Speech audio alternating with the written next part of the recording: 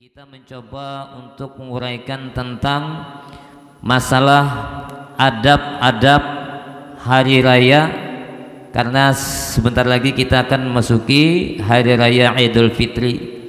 Jadi alangkah bagusnya memantapkan keyakinan kita untuk mempersiapkan diri menghadapi Idul Fitri. Walaupun pada pertemuan sebelumnya kita sudah membahas tentang menghidupkan malam dua hari raya, termasuk salah satunya adalah hari raya Idul Fitri. Adapun adab hari raya itu di sini disebutkan dalam kitab Syairus Salikin karya Syekh Abdul Samad Al-Falimbani, disebutkan ada 7 adab. Mudah-mudahan kita sempat menguraikan 7 adab ini. Yang pertama, adab yang pertama yaitu apabila masuk matahari pada malam hari raya kecil atau besar. Hari kecil di sini dimaksudkan adalah Idul Fitri, sementara besar di sini dimaksudkan Idul Adha. Pada hari raya kecil atau besar itu maka sunat membaca atau sunat membanyakkan akan takbir mursal,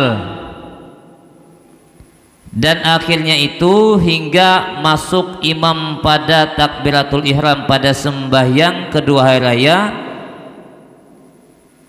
Dan sifat takbir itu atau bacaan takbir itu adalah sebagai berikut. Jadi di sini disunatkan pada matahari pada malam hari itu terbit, disunatkan untuk takbir mursal. Ini takbir itu ada 2, ada takbir mursal, ada takbir muqayyad.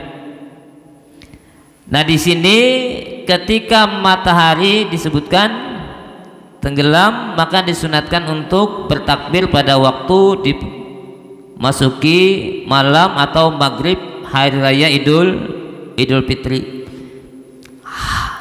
Takbir mursal itu takbir yang tidak terikat oleh waktu. Artinya kapanpun dipersilakan untuk mengumandangkan takbir tadi. Kalau takbir muqayyad itu takbir yang terikat oleh waktu. Sebagai salah satu contoh, takbir muqayyad itu terikat oleh waktu sholat fardu atau sholat sunat. Artinya hanya disunatkan pada waktu setelah sholat fardu 5 waktu ataupun sholat sunat, dan biasanya takbir muqayyad itu dilakukan pada waktu hari raya Idul Adha sampai waktu asar pada tanggal 13 Zulhijjah atau hari tasyrik 11, 12 dan 13. Dan bentuk takbir yang dibaca itu adalah Allahu Akbar, Allahu Akbar, Allahu Akbar, la ilaha illallah wallahu akbar, Allahu akbar walillahil hamd. Ini perlu perhatikan, walillahil hamd. Karena kebanyakan kita lihat, kita dengar kalau kekanakan takbiran ini bacanya apa? Allahu akbar, Allahu akbar, Allahu akbar, la ilaha illallah wallahu akbar, Allahu akbar walillah ilham. Bukan ilham, itu kekanakan banyak tuh ilham. Bahkan kadang-kadang orang tua pun juga nyambat ilham. Jadi jangan ilham, karena memang pendengaran kadang-kadang lah sekalian ilham, karena hanya sebatas mendengarkan bagaimana cara orang mengucapkan takbir, lalu ilham dibaca. Padahal walillahil hamdu, tulisnya walillahil hamdu, karena diwakafkan dunya jadi jadi hilang. Walillahil hamd. Ada pengkolahnya sedikit lah, tipis kolahnya. Nah ini biasanya dibaca, dan sunat ditambahi kemudian setelah takbir yang ketiga itu diucapkan yang lebih panjang. Jadi ini tadi 3 kali Allah, jika orang takbiran dari sudah nih lah. Udah saya belagu gini sudah. Wah, kenapa tuh di masjid takbiran padahal pengajian? Usah belagu. Walillahil hamd sekali. Ya Allah, sahut pulang. Kemudian baca lagi sekali, sahut lagi. Baca lagi sekali, sahut lagi. Nah, setelah itu baru disunatkan untuk menambahi Allahu akbar kabira walhamdulillahi katsira wa subhanallahi bukratan wa asila. La ilaha illallah wa la na'budu illa iyyahu mukhlishina lahuddin walau karihal kafirun.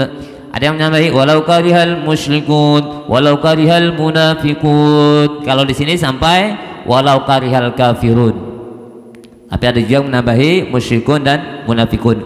Qul la ilaha illallah wahda sadaqa wa'dah wa nasara 'abdah wa 'azza jundahu wa zamal ahzaba wahda. La ilaha illallah wallahu akbar. Allahu akbar walillahil hamd. Tapi kalau takbiran yang sebutnya jangan nanti ini membacanya. Kadang menarik perhatian orang lain. Apa aja yang bacanya kada belagu. Nah, baca sebagus-bagusnya dengan suara yang kira-kira suaranya itu mampu menarik perhatian orang lain untuk ikut bertakbir bersama-sama. Jadi kalau seandainya bisa takbirannya itu live secara langsung, itu sangat baik.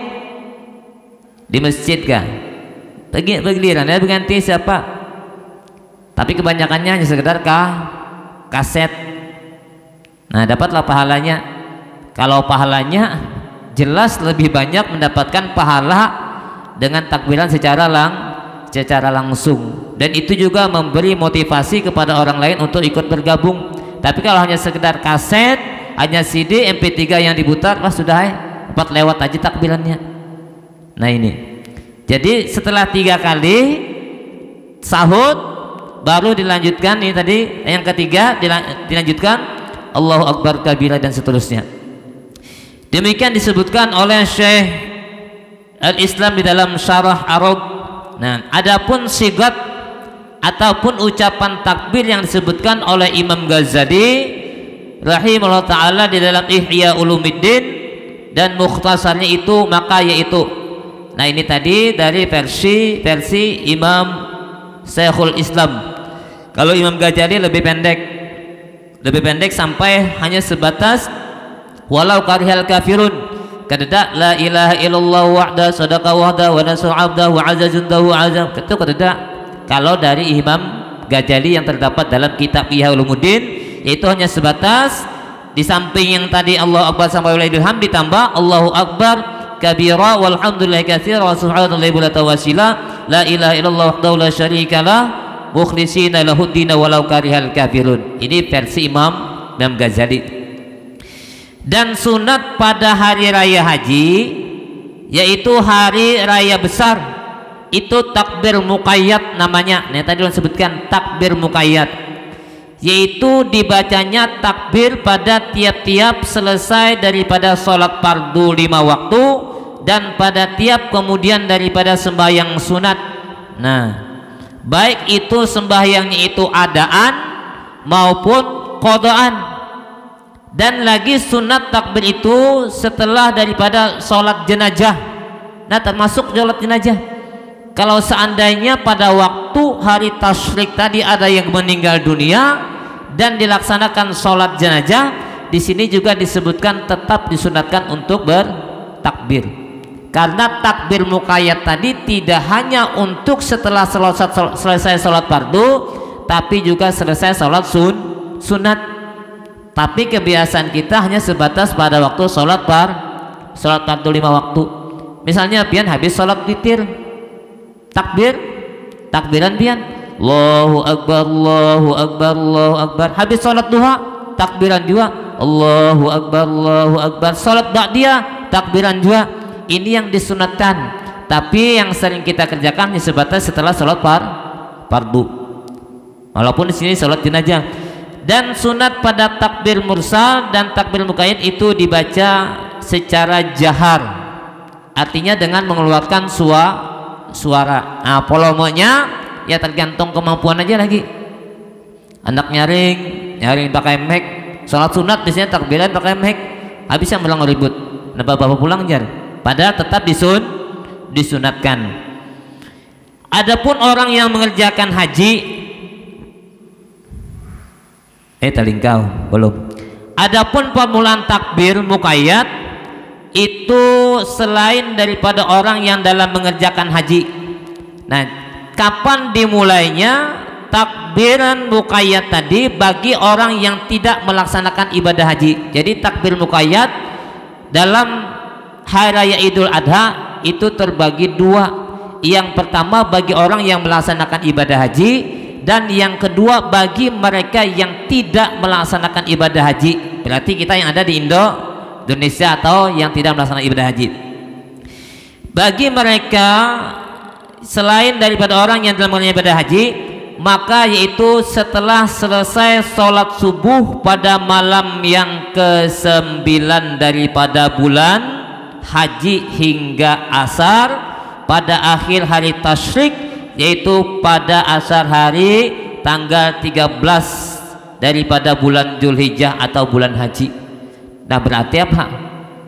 Berarti memulai takbir hari raya Idul Adha bagi kita yang tidak melaksanakan ibadah haji itu setelah sholat subuh pada tanggal 9 Dzulhijjah, bukan pada waktu malam hari raya Idul Adha. Itu mulainya, startnya hari ini tanggal 9 nih kan, hari ini tanggal 9 Dzulhijjah. Berarti setelah sholat subuh tadi imam langsung bertakbiran, bukan pada waktu malam hari rayanya mulainya. Nah, berakhirnya kapan? Berakhirnya adalah pada waktu tanggal 13 waktu sholat asar. Adapun orang yang mengerjakan ibadah haji, maka permulaan takbirnya yang muqayyad itu daripada zuhur hari raya itu. Nah, yaitu dinamakan hari nahar hingga subuh malam tanggal 13 Dzulhijjah bulan haji itu. Inilah kaul yang muktamad, pendapat yang kuat. Jadi kapan tadi mulainya? Bagi orang melaksanakan ibadah haji yaitu pada waktu hari raya, pada waktu sholat zuhur, bukan pada waktu malam hari raya. Ini bagi mereka yang melaksanakan ibadah haji. Nah, sampai subuh malam ke-13, berarti hari ini tanggal 13. Iya, kalau hari ini juga selesai takbiran bagi orang yang melaksanakan ibadah haji. Tapi bagi kita yang tidak melaksanakan ibadah haji sampai waktu asar.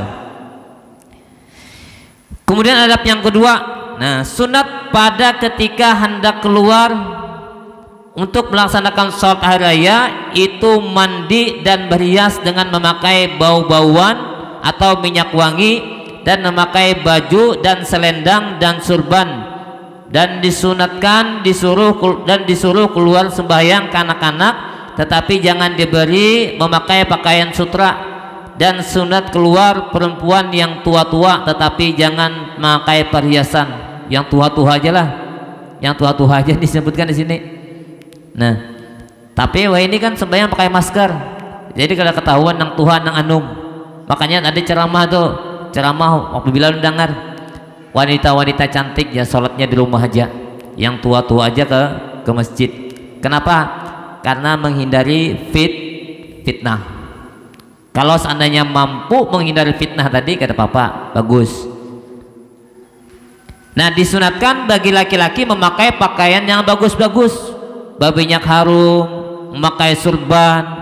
Pokoknya yang tangan bagus semua dipakai, bukan yang paling mahal, tapi yang paling bagus. Disetrika, kalau bajunya buruk aja misalnya, tapi disetrika, dirapii, di minyak harumi. Nah, sehingga pergi ke masjid dengan pakaian yang bagus, tapi bertolak belakang dengan perempuan. kalau perempuan pakaian jangan yang bagus-bagus. Nah ini jangan pakai minyak wangi karena dikhawatirkan menimbulkan fitnah. Kalau seandainya memakai minyak wangi juga binian nih, tujuannya bukan untuk mengharumkan tubuh kita supaya baunya itu dicium orang lain, tapi tujuannya dalam rangka untuk melindungi bau badan kita. Nah itu pahala tuh. Tapi kalau tujuannya untuk orang lain supaya mencium harum, nah itu tersalah niatnya. Jadi minyak harum babin itu tujuannya supaya bau badan kita bagi perempuan itu tidak mengganggu orang yang ada di sekitarnya. Lalu misalnya jangan minyak harum babinian, lalu berangkat bau bawang iwak, bau aring awak, bau bawang habang, bau bawang putih karena minyak harum. Nah itu mengganggu orang tiga pulang, kasihan orang sujud, kasihan orang ruku tercium katihak nah baunya. Nah maka harus menyesuaikan. Kemudian adab yang ketiga, sunat pada ketika perginya itu daripada satu jalan dan pulangnya daripada jalan yang lain. Demikianlah yang dikerjakan oleh Nabi SAW. Jadi antara jalan berangkat dengan jalan pulang itu harus berbeda. Misalnya di perumahan lah, nah kayak apa tuh sebenarnya berbeda lah. Alih juga jalan sebutingannya aja kayak pandak jalan kawai. Bilanya berangkat pian lewat sebelah kanan rumah ulun, buliknya lewat sebelah kiri, belain dua jalannya. Yang penting ada lain gitu. Amnya di muka masjid kan kayak apa ya? Jalannya di satuannya. Pas itu ada dua jalan, ambil jalan kiri sebuting, jalan kanan sebuting. Nah, masuknya jalan kanan, buliknya jalan kiri. Yang penting asal belain. Ya kalau, nah kayak ulun bang, kayak apa aja? Ulun kan rumah di situ ke sini, buliknya ke situ pulang. Hendak berjalan ke lain juga paksa ulun belik lewat jalan belakang mengeliling jalan mayung, jalan lain kan supaya dapat pahala tadi. Tapi dan sebatas sunat. Kalau payamin berangkat dari sini hendak dapat pahala sunat belik lewat situ, lewat kanan atau lewat kiri. Kenapa jadi kayak itu? Salah satu tujuannya adalah supaya silaturahmi itu terjalin. Jadi yang dilihat itu bukan itu aja. Supaya kita tuh melihat kondisi masyarakat, keadaan kampung ini kayak apa. Itu salah satu hikmah yang dapat kita ambil. Kenapa kita disuruh jalan A, bulik jalan B, supaya kita tuh kadang hanya melihat yang itu aja. Tapi melihat oh ternyata selama ini aku kada pernah lewat B sini. Ternyata B di sini kampungnya bersih benar, bagus benar, kampungku rigat.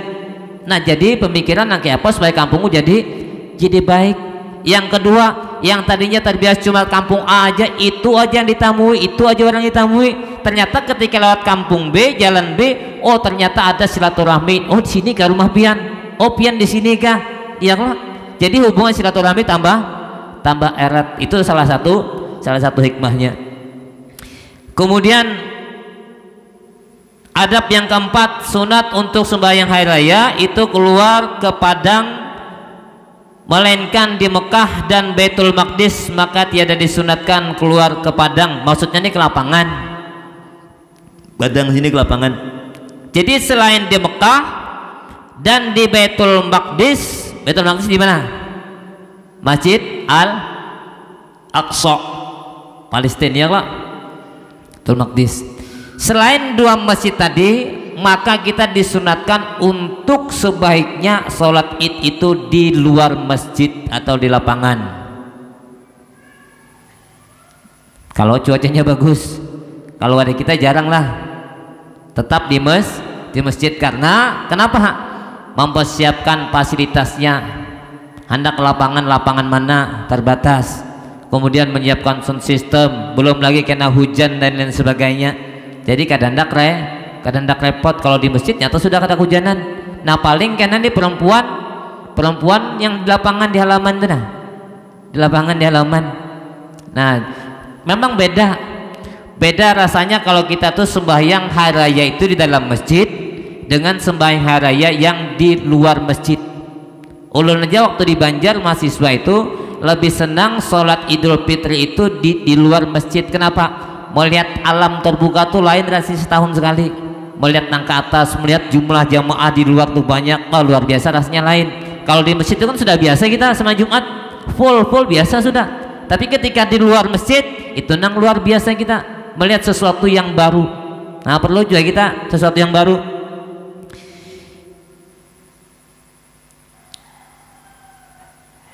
Kemudian adab yang kelima adalah waktu sembahyang hari raya itu daripada terbit matahari hingga tergelincir matahari. Nah, berarti pada waktu tengah hari lah tergelincir. Jadi hendak jam 9 kah? Hendak jam 10 kah? Hendak jam 11 kah? Nah. Tetapi yang terafdal itu bahwa ditakhirkan hingga naik matahari segala. Nah, kira-kira jam 7, jam setengah 8, jam 8. Nah, dan sunat menyegerakan sembahyang hari raya besar atau hari raya Idul Adha itu sunat dipercepat. Makanya biasanya kadang-kadang ada yang melaksanakan jam 7. Nah, kenapa jadi dipercepat? Karena adalah tujuannya hendak menyembelih kurban, supaya menyembelih kurban itu jangan tertunda, supaya cepat-cepat. Maka salat hari Idul Adha jadwalnya dimajukan, entah jam 7 kah. Kalau setengah 7 banyak nang belum bangun jer. Nah, ya Allah, serba salah jam 7 lah biasanya. Paling ada jam 7.15. Nah, tetapi sunat untuk sholat hari raya kecil itu diakhirkan, diperlambat sedikit. Diperlambat. Kenapa jadi diperlambat? Karena tujuannya untuk memberikan kesempatan kepada orang yang hendak mengeluarkan zakat fitrah dan untuk membagikan zakat fitrah. Berikan kesempatan.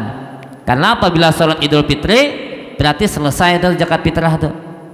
Kalau tetap mengeluarkan zakat fitrah setelah sholat Idul Fitri, maka nilainya bukan lagi dihitung sebagai zakat fitrah, tetapi sebagai dari sedekah, bagian dari sedekah.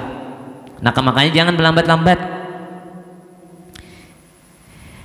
Kemudian waktu menyembelih kurban itu daripada ketika naik matahari segala dengan sekedar sembahyang 2 rakaat dan sekedar membaca 2 khutbah hingga akhir hari yang ke-13 daripada bulan Dzulhijjah. Kemudian ada adab yang ke-6,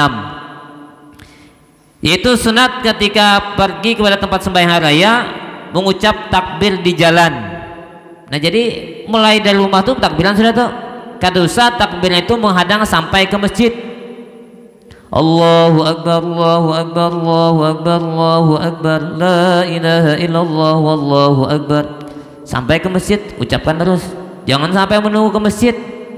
Dari rumah sampai ke masjid bepandiran aja, bekesan aja, atau menyanyi lagu dangdut biasanya, atau menyanyi lagu Idul Fitri. Nah, itu kada disunatkan. Yang disunatkan adalah takbiran. Dan apabila sampai imam itu maka jangan ia duduk dan jangan sembahyang sunat tahiyatul masjid atau lainnya.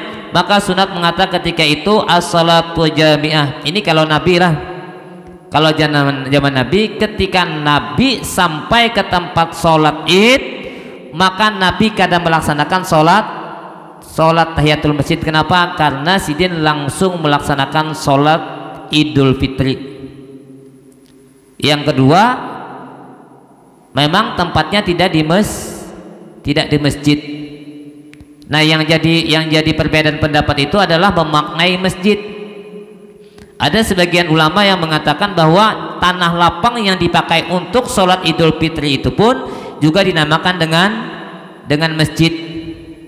Walaupun ini pendapatnya agak lemah. Yang banyak dipakai adalah masjid adalah tempat mereka yang melaksanakan sholat 5 waktu ditambah dengan sholat Jumat. Disitulah yang disunatkan untuk melaksanakan sholat tahiyatul masjid. Nah, termasuk ketika kita sampai ke masjid ini ternyata belum dimulai sholat Idul Fitri, maka kita disunatkan terlebih dahulu untuk sholat tahiyatul masjid, walaupun misalnya dalam waktu-waktu yang terlarang. Waktu terlarang itu salah satunya setelah sholat subuh.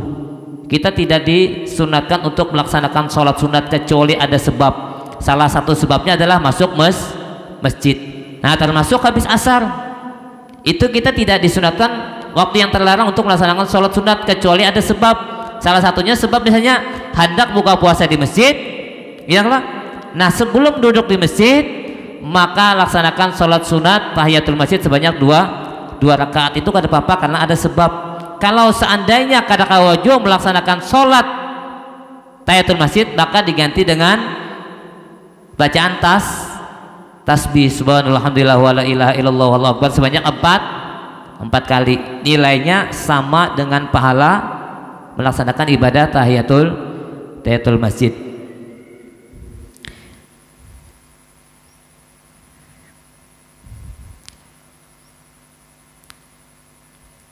Pada rakaat yang pertama itu, nah ini, dan sunat diucap takbir pada rakaat yang pertama itu 7 kali, yang lain daripada takbiratul ihram. Nah ini perlu digarisbawahi, 7 kali di luar dari takbiratul ihram. Berarti Allahu Akbar, takbiratul ihram mulai dah. Nah kemudian ditambah 7 kali, bukan 7 kali dengan takbiratul ihram. Walaupun kadang-kadang ulun bilangnya sholat Idul Fitri ada petugas yang menjelaskan 7 kali takbir jar masuk takbiratul ihram, padahal tidak seperti itu. 7 kali takbir itu di luar dari takbiratul ihram. Nah kemudian rakaat yang kedua itu 5 kali di luar daripada takbir perpindahan dari satu rukun ke rukun yang lain. Misalnya habis sujud Allahu Akbar, tambah lagi 5 kali.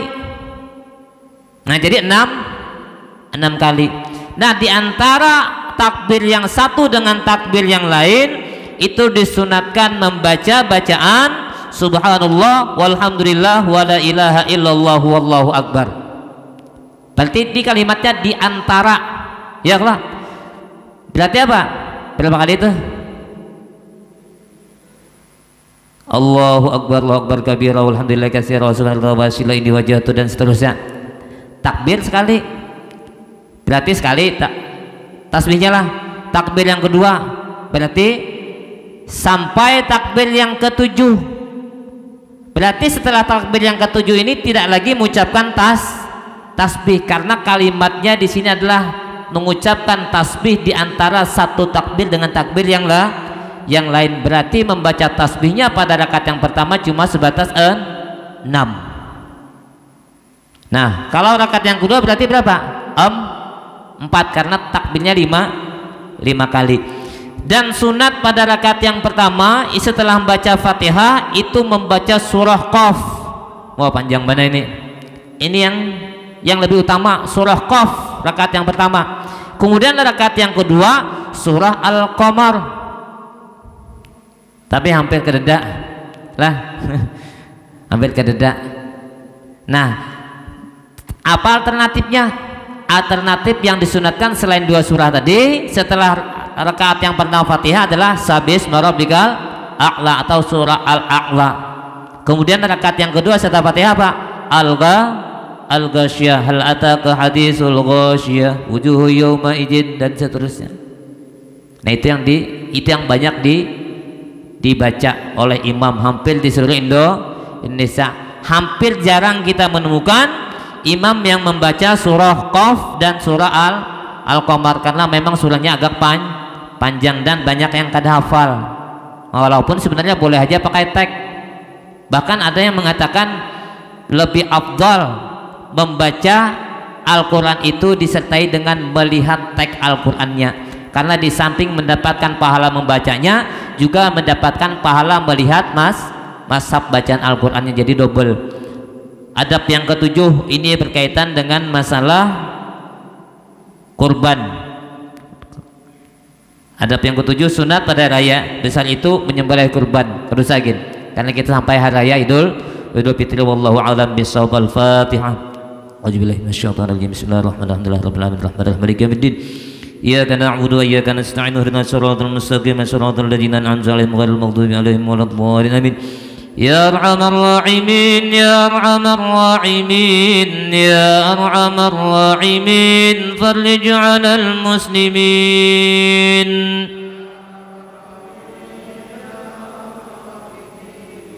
Ya Arhamar Rahimin, farij 'alal muslimin. Ya Rabbana يا كريم يا ربنا يا رحيم أنت الجواد العليم وأنت نعم المعين يا أرحم الراحمين يا أرحم الراحمين يا أرحم الراحمين فرج على المسلمين رب حينا شاكرين وتوفنا مسلمين نبعث من الآمنين في زمرة السابقين يا أرحم الراحمين يا أرحم الراحمين يا أرحم الراحمين فرج على المسلمين واغفر لكل الذنوب واستر لكل العيوب واشف لكل الكروب وفي هذا المدين يا أرحم الراحمين يا أرحم الراحمين يا أرحم الراحمين فرج على المسلمين ثم الصلاة والسلام على شفيع الأنام والآل نعم الكرام وصحبه والتابعين يا أرحم الراحمين يا أرحم الراحمين يا أرحم الراحمين فرج على المسلمين